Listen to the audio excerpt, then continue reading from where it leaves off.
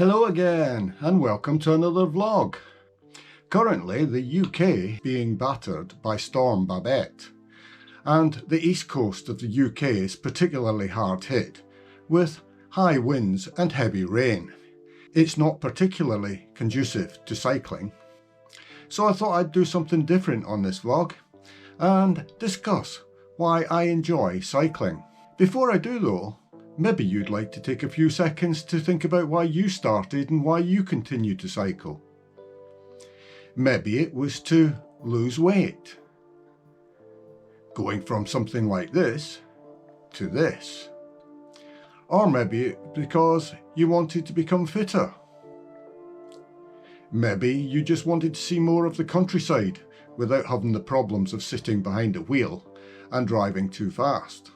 Alternatively, you might have been talked into or wanted to do a charity cycle ride, and once you started training for it, started to enjoy cycling.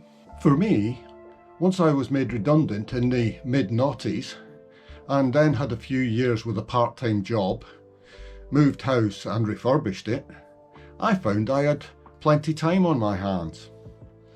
And also that I was technically obese by BMI measurements, and unfit. Even going upstairs would get me out of breath. So I wanted to change this, lose weight and become fitter before any health problems arose. As I mentioned in a previous vlog, I joined a Silver Cyclist group, that's for the over 50s, that was run by Sustrans Hub in Stockton-on-Tees. Originally it was located in Bridge Street, but has now moved to the High Street. Later, together with Carol Jones and Lynn Watson, I started a Saturday cycling group for those in the Silver Cyclists who couldn't attend the Sustrans Sunday rides because they were going to church. Here's a picture of the group when we visited the Huff Battery on Hartlepool Headland in 2017. Quite a few had turned out for that ride, but the attendance has dropped off in the intervening years. Since starting my cycling journey, I've lost a quarter of my weight, and touch wood, I'm still in good health. However, I feel fitter, but how do I quantify this? I think what I'm going to say next might be a bit controversial. It's been suggested to me that I might use average speed as a measurement of fitness, but I must admit I'm a bit sceptical. I often ride this 41-mile route from home, and I've done it 3 times in 1 week just a few weeks ago, and here's the average speeds for those rides. If you look at them, you'd probably say that my fitness was reasonable and it didn't change between the rides. However, I used 2 bikes on these rides, and if I put the weight of those bikes in, maybe that would change your view. The other thing that happened over that week was that the wind speed changed, and looking at the average wind speeds, you can see that they differ significantly, although my average speed did not. So it looks to me like average speed is not a good measurement of fitness. Another suggestion was to use heart rate as a measure of fitness. But heart rate is dependent on a number of things. It'll be elevated if you're tired, if you're hungry, if you're dehydrated, if you're overheated on a sunny day.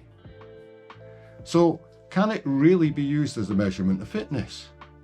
What I think is it's very good for determining whether you're below or above your maximum heart rate, because if you're above it for a significant period of time, you're soon going to run out of energy. A more scientific measurement of fitness might be your power that you apply to the pedals. This in watts is the amount of work that you're doing in order to make the bike move forward at whatever speed it's going. You can't really argue with that because it's a proper scientifically measured number. The problem is though, it comes at quite a cost. At the current time, a pair of SPD pedals with power meters included is approximately £600. I prefer to use perceived effort as a measure of fitness, as I know that I can cycle further for a longer time and at greater speed than when I started almost 14 years ago. As I ride along, I continually ask myself, can I maintain this effort for the whole day? If the answer is that it seems to be too easy, then I'll either increase my rate of pedalling or move up a gear. Alternatively, if I'm finding it very hard, I can either reduce my cadence or go to a lower gear. Whatever speed results is okay by me. I must admit that now I've attained my current level of fitness, I can't find anything to motivate me to continue improving that fitness. Now I have other reasons for continuing to cycle. Anyone who knows me knows that I do a considerable amount of solo cycling. And even when in groups, I don't talk very much. That's probably because I'm a very private person, maybe even bordering on antisocial. But I like to think it's because I'm looking after my mental health. The metronomic turning of the pedals and the initial count of 1, 2, 3, 4 to achieve a smooth rhythm is very much like meditation. Whereas continually monitoring the condition of the roads, the weather, the scenery, and what's happening in the countryside around is more like a form of mindfulness, where you submerge yourself in the minutiae of what is happening around you and forget all your other worries and stresses. So why do I ride now?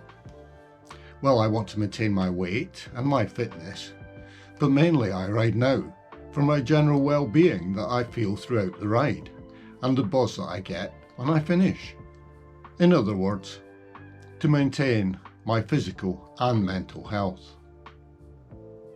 I hope that you found this vlog interesting and that it might be of some help to you.